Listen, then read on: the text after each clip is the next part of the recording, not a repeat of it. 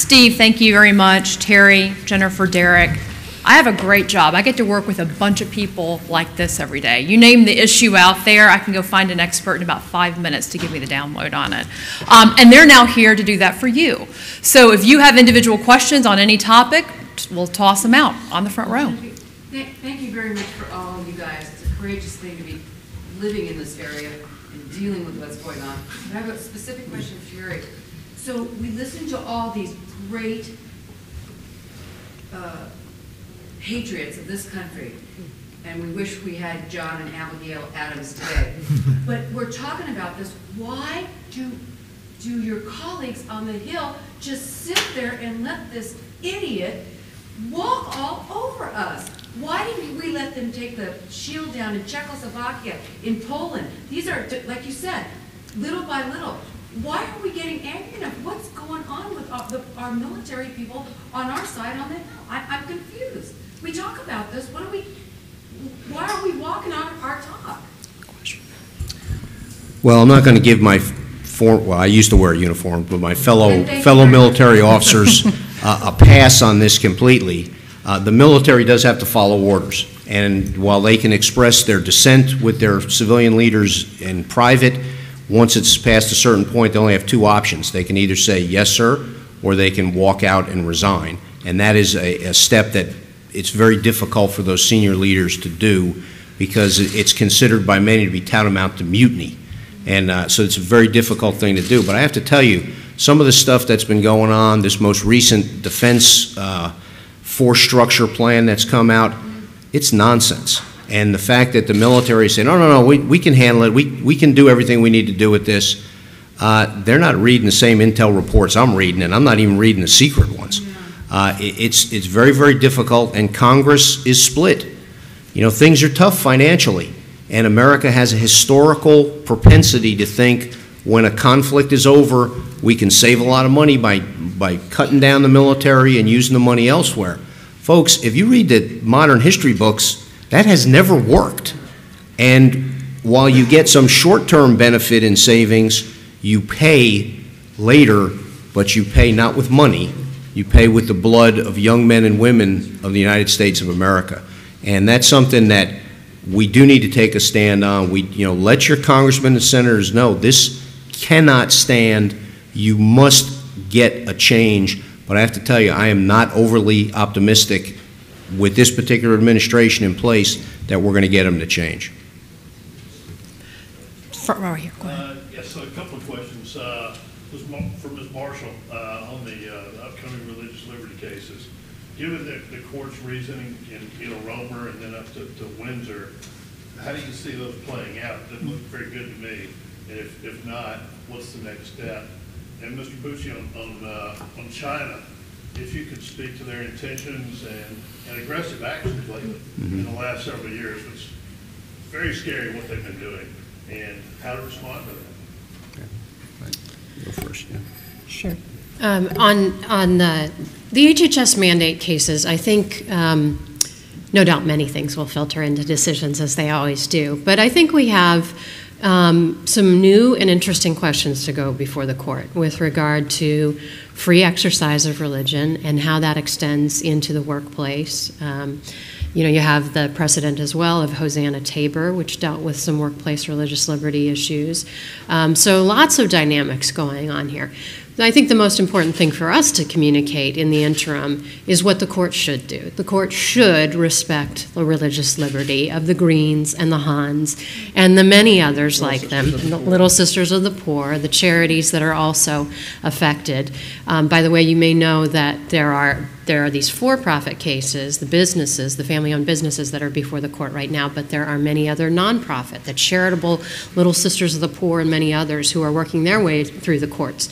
10th Circuit Court of Appeals is now, they are standing to hear the Little Sisters of the Poor case. So all this is going on, and I think we have an opportunity to bring that to the attention of the American people and to say religious liberty does not end when you go into business. That's our important message.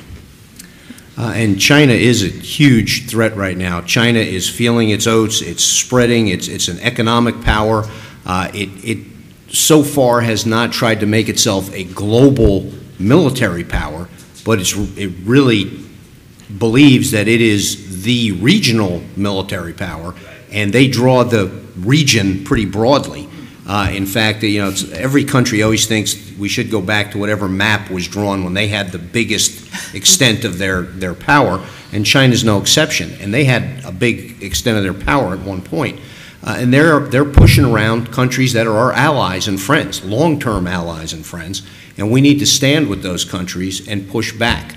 This is the same thing with Vladimir Putin. Anybody who's ever been in a schoolyard knows there's only one way to stop a bully from being a bully, and that's to stand up to him. Sometimes it takes everybody to come together to stand up to him. Sometimes it takes one little guy to stand up to him, but they have to be stopped at some point. Now, we all hope that China will eventually reel itself in and realize it needs to be part of the bigger world economic system. But again, I'm not optimistic that that's going to happen until somebody in the security realm says, no more, stop.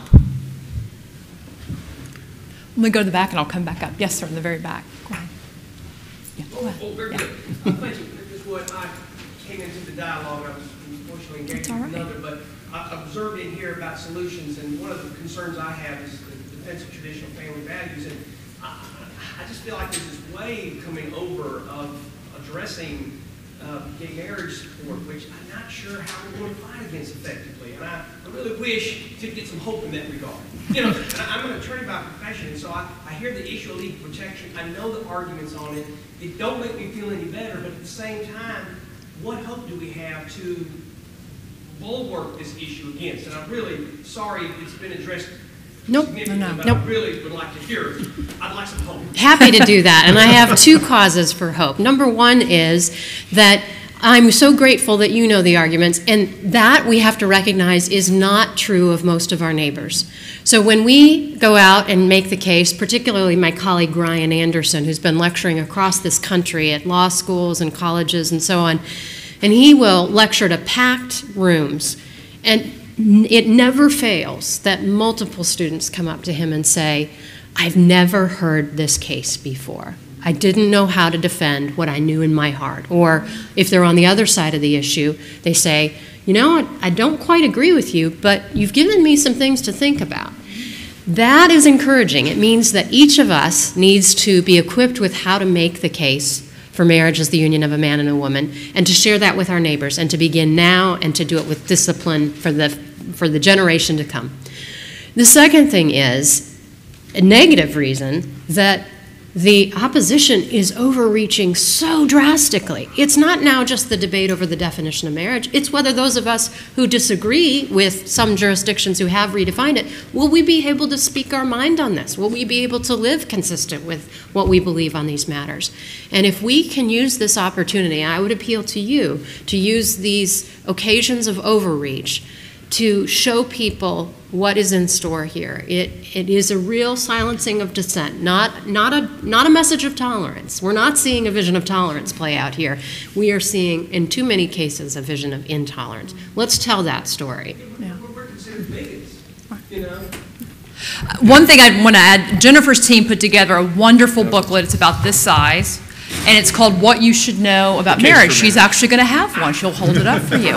And we have them at the booth, I'm being told in the back. These are great Q&As, the questions you always get with a great solid response, and not in legal public policy language that your average person has to read 5 times to get it. It's really in very black and white language. It's easy to understand, but they're solid answers. And I would encourage you all, get one for yourself. But folks, we need, if just folks at the Heritage Foundation are talking about these issues, even if we do it on CNN and all these places, we'll never reach all the folks that you'll reach. So take these to your small groups, or your reading groups, your churches. Get it in the hands of people that, as Jennifer said, in many cases, they know they believe it. And whether it's on marriage or anything, a whole host of things, but they don't know really how to articulate it to the folks that they're talking to. And this little booklet on marriage and then one on life are made just for that very reason. So she's got them there. And they're at the Heritage booth, but you can also order packets of them online if you come to our bookstore. Yes, ma'am.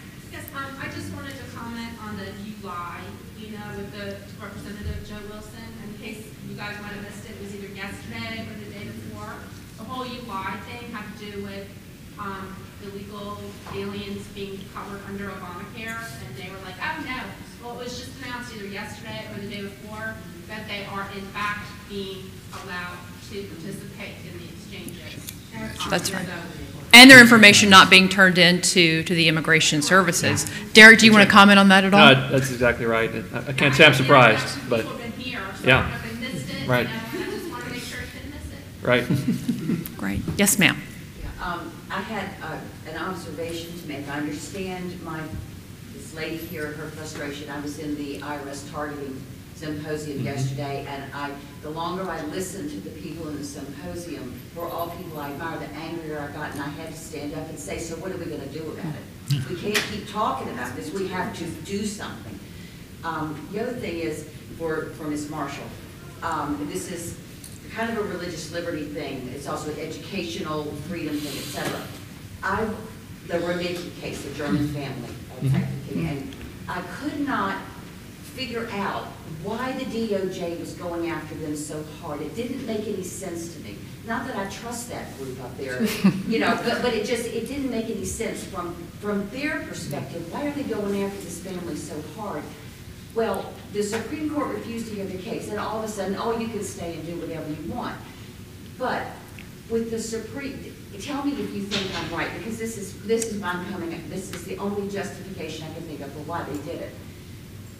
The Supreme Court turning down, taking that case, what they said is that the Supreme Court is saying homeschooling your children is a privilege, not a right.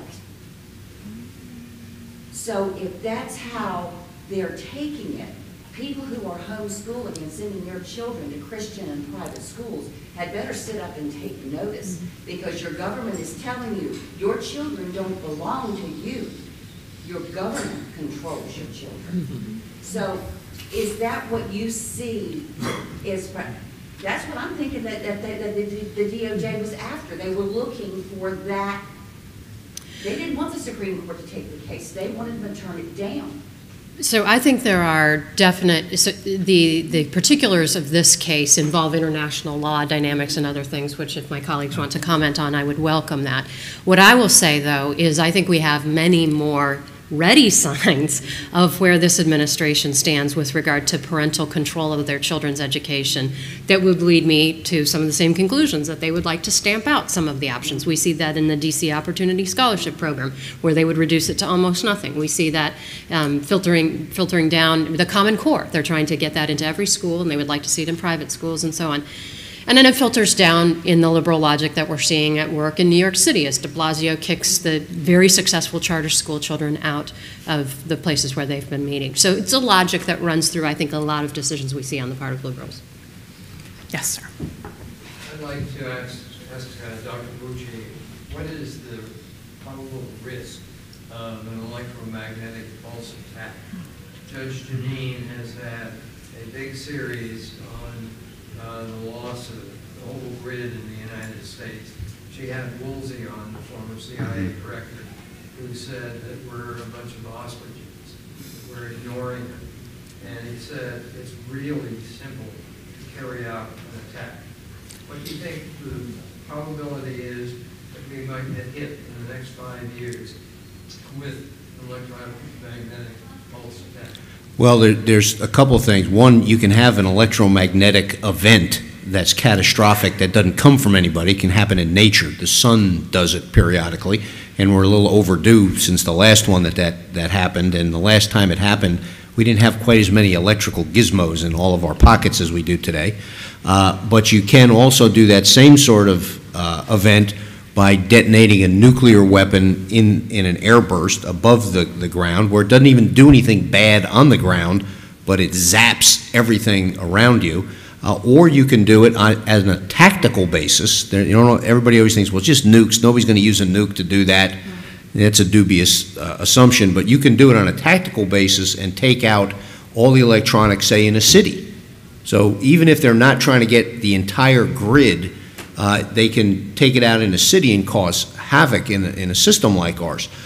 It is not science fiction. It is a danger. It is real. It's probably easier to do than some of the other things. You can also essentially, I mean, that's a cyber attack too, because it shuts down everything that we use, all of our computers, all the computers that are attached to computers.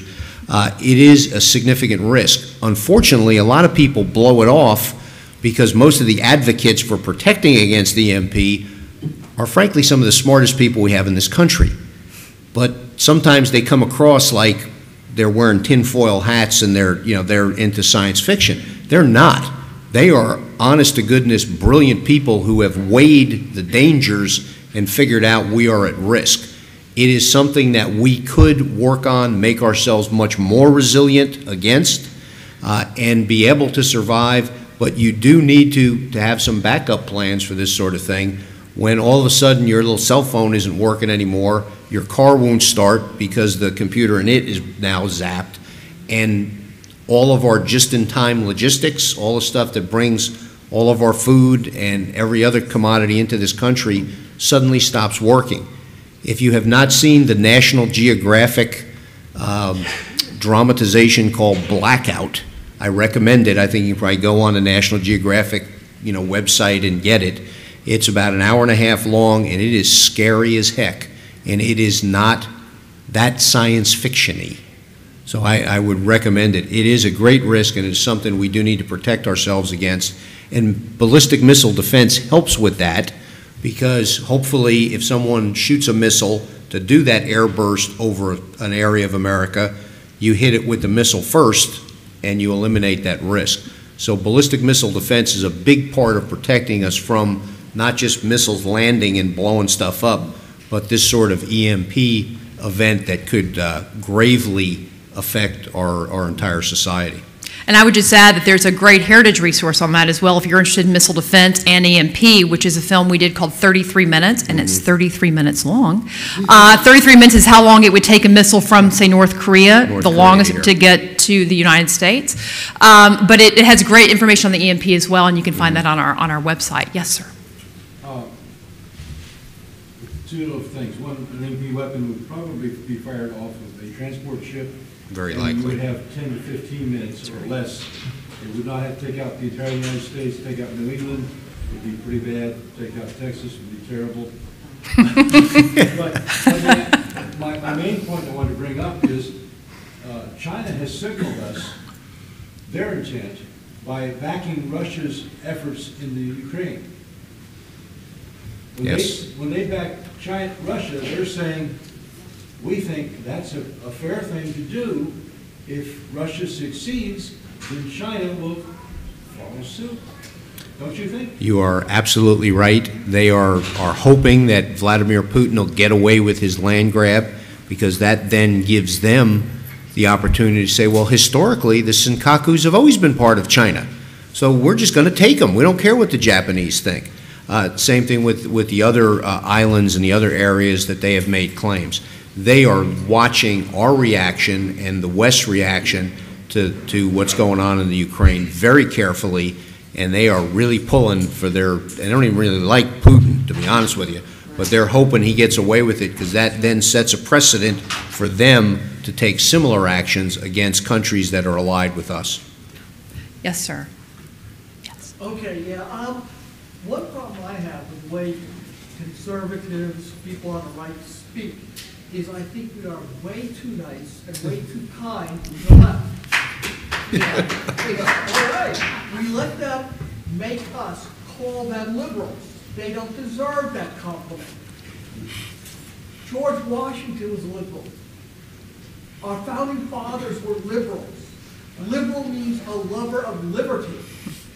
These are stinking socialists.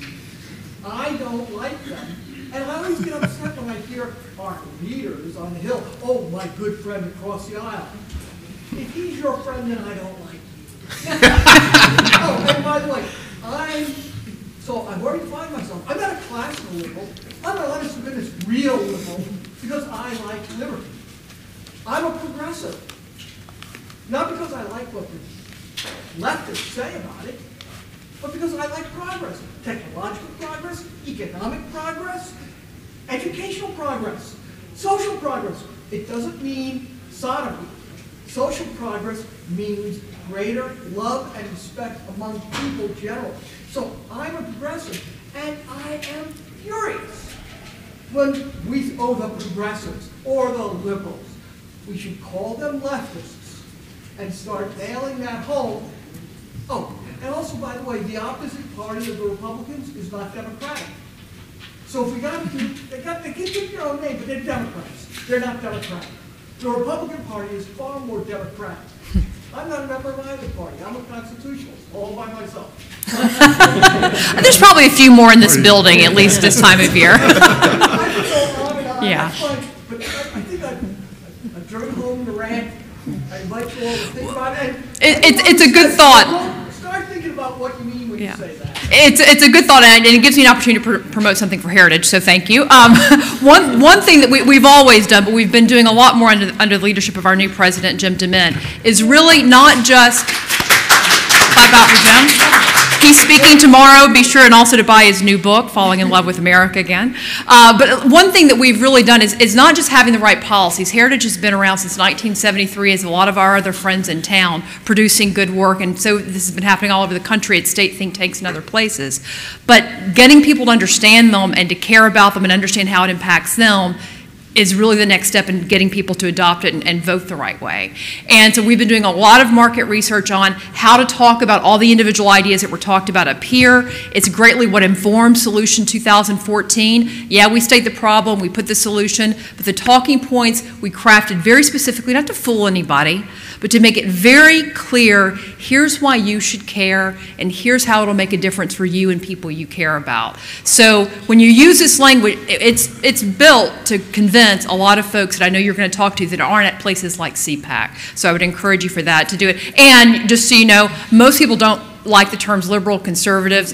Most Americans who aren't involved in politics, they turn off when they hear labels, period, these days. So that may actually be a good thing. That may be a good thing for us. Also, I am always upset when I hear, oh, they did these things with the best of intents. No, they didn't. They were evil from the outset. All right, one another. Yes, sir, over here on this side. This is about healthcare, and I'm not sure how exactly to phrase this question, but it seems to me that I mean, Obamacare has obviously taken insurance to new levels. But it seems to me it's pretty obvious, or at least it is to me, that the insurance industry is why healthcare is so expensive already. Anytime you have something between the patient and the doctor, where the patient is selecting healthcare based on price and quality, you're going to have an increase because the doctor doesn't have to go to bill the patient; he bills the insurance company. So there's going to be a natural increase in prices that's not going to stop until the insurance industry is restructured or something. Because I mean, insurance behaves very much like a socialist system, which is negative feedback, which is always going to grow and always going to take more resources to support itself. Why is it that institutions like yourselves aren't suggesting restructurings of insurance, of the insurance industry as a whole? For example, why are employers buying insurance for their employees? Why don't they just provide the savings plans, the health savings plans, and say, okay, you go buy it? That's a great idea. Derek, why don't we do something like that? We do actually. In our Saving the American Dream plan and our new healthcare plan as well, that we have principles for that we're going to be diving into with more detail. But you've hit the nail on the head here in many places. The fact is, you don't have price competition. You don't even have price knowledge. You know, you go to the doctor. Cross state lines is part of it too, but you're exactly right. And this came out of price controls to begin with. It's bad fruit from bad government policy way back during World War II when you weren't allowed to raise salaries. And so instead, companies started to buy health insurance for people. And the IRS court ruled that it was not a taxable benefit to get health care, believe it or not. And so now we've had this exclusion. And I'm all for lower taxes, so if we're going to fix this, we got to make sure that we're not raising taxes. But you really do need to equalize tax treatment of health care for people that want to buy it on their own. Health savings accounts are a great start in that direction. At Heritage, about over 70% of us at Heritage have health savings accounts. And we've only seen low single-digit increases in our health care premiums because of that, because we're actually responsible for the first several $1,000s of our medical care. So we're actually trying to shop. We're trying our best to shop. If we had more transparency in the prices, then you'd be able to make those decisions. So you're exactly right, and that's a big part of our health care plan. Can I just share a movie Google agenda, grinding America down by former Idaho legislator Curtis Bowers, it explains why this slow-moving cancer, certainly over the last 40 years, from a republic to communism and socialism. It's a fantastic movie. It should have been shown at CPAC. Curtis Bowers told me he's been trying to reach out to the people at CPAC, and they won't listen to him. This movie is brilliant, and it's like this Blackout. It's not a feel-good movie, but I'm telling you, I've never been more informed about exactly what's happening in this country. Right. Isn't that? Yes. All you do is Google it. 2 endorsements on the, good, thank you. Siskel and Ebert on the front row right here. Yes, sir, way in the back. Go ahead, yes. Right here. It's you. I was back to the national debt and entitlements, 17 trillion and 1 to 200 trillion in entitlement policies. At what Yes. point do we actually get together as a country and wake up to the financial realities? I mean, is it going to take the collapse of Japan? Is it going to take another 2008 or 2 to get to that point? It just seems like it's growing and growing, and as a young person, I feel like everything that's here is being taken away. Yeah. Now it's like living in a mirage. It's like 100 trillion, really. It really is. When you look at the unfunded liabilities for these entitlement programs and you throw Obamacare on top of that, you're talking about, scores of trillions of dollars. And, the thing that most alarms me is that stat I gave you about my son who's 4, and one of my sons who's 4. When he graduates high school, there would be zero money left for national defense. Zero. That's their goal. Yeah, and that's the one thing the federal government's supposed to do. It's in the Constitution. You're supposed to protect and defend the United States. So I think you're exactly right. We talk about it all the time. It's not popular. Paul Ryan did do some baby steps toward trying to reform one of those programs, and you saw all the advertisements with the woman in the wheelchair being thrown over the cliff and all the rest. We have to keep talking about it. I think younger people are starting to understand it. I know Genevieve was part of a tour that we did when we had Saving the American Dream, which was a plan that overall would have drastically reduced those obligations over time. It would have led to a balanced budget within 10 years without raising taxes. So we've shown that we can do it on paper. We've figured it out. I'd encourage you to take a look at that, but we absolutely have to keep banging that drum, sounding that alarm. Everything's based on a 10-year cycle, not in the next year or 2, and that's what's really scary. Yeah. It's going to get to that point where your son's 18 and there's nothing that can be done. I agree. It's very scary. We have to do something now. The longer we wait, the harder it becomes. Right. Yeah. Young lady in the blue, go ahead. Hi, okay, I would like to go back to the idea of calling the opposition evil and saying that they don't have good intentions. I don't actually agree with that. I think that by demonizing the opposition, we're giving them the excuse to just dismiss us for engaging in this negative rhetoric. As a young person, I look at what the Obama administration is doing, and I'm appalled with what they're saddling my generation with. But I don't think that we can achieve what we want to by alienating the other side. We're going to need bipartisan support to implement the policies we want to see implemented.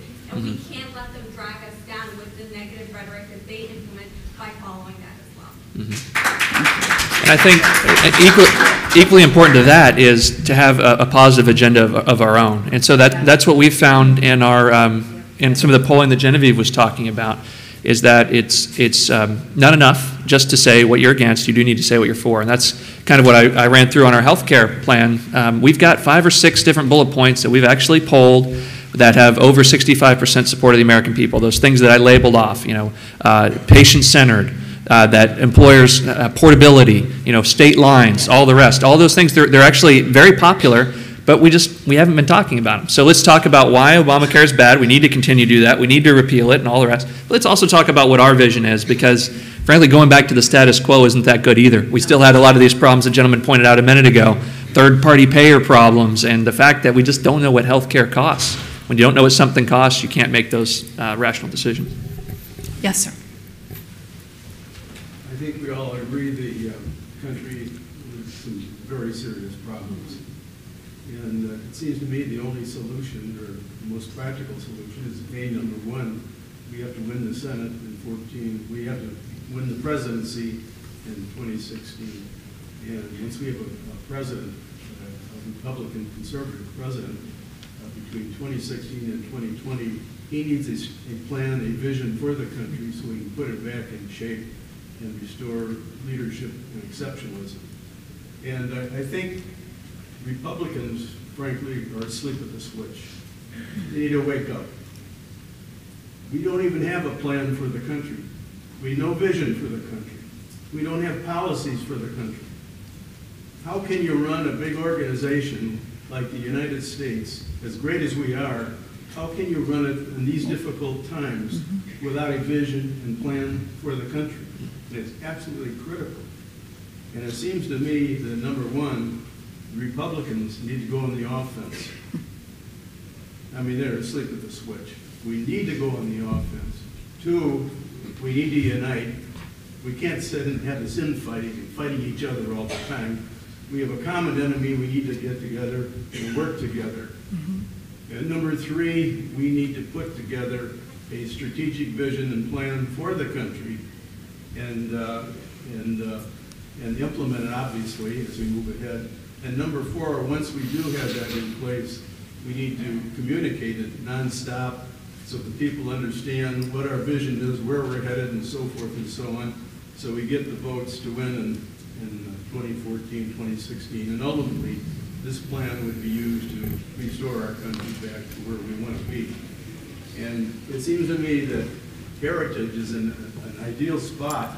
I mean, you do all these policies, you have all these programs, and so forth and so on, to be able to put together a strategic vision and plan, and instead of just talking about a lot of different independent policies, to put something together and get behind it and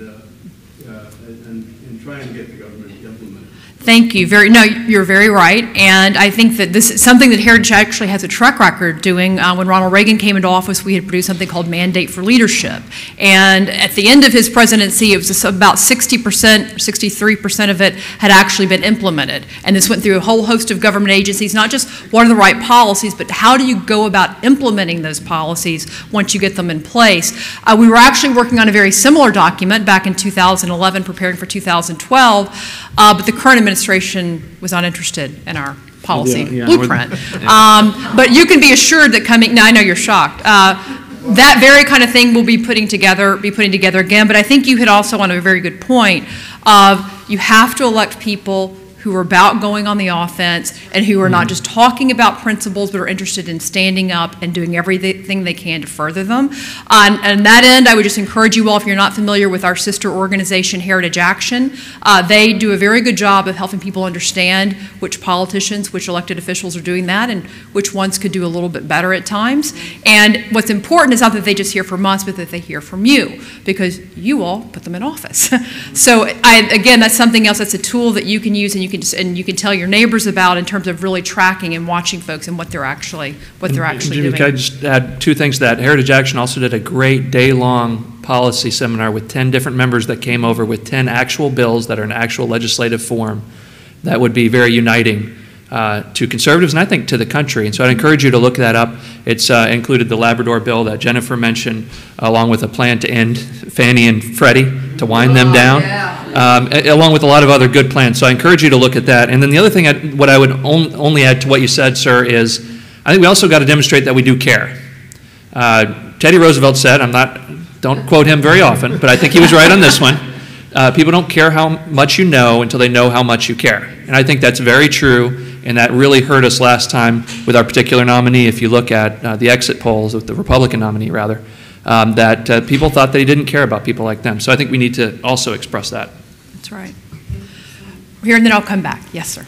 I'd like to address agricultural policy, and I find it frustrating that Republicans who often represent Midwest areas where there's a lot of other Republicans embrace essentially welfare for farmers and central planning for agriculture. And in the last farm bill, there was a lot of opposition to the agricultural plan was that there wasn't enough money in it for food stamps.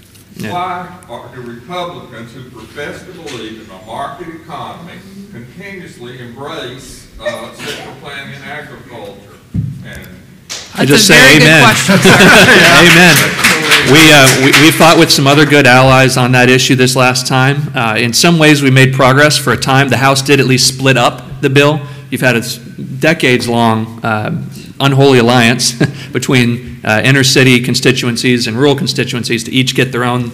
The urban constituencies get the food stamps, and the rural constituencies get the farm subsidies and things like that. But unfortunately, the bill actually took some steps in the wrong direction this time, with shallow loss now, where they're pegging agricultural prices where they're near highs right now, and they're calling that the new normal.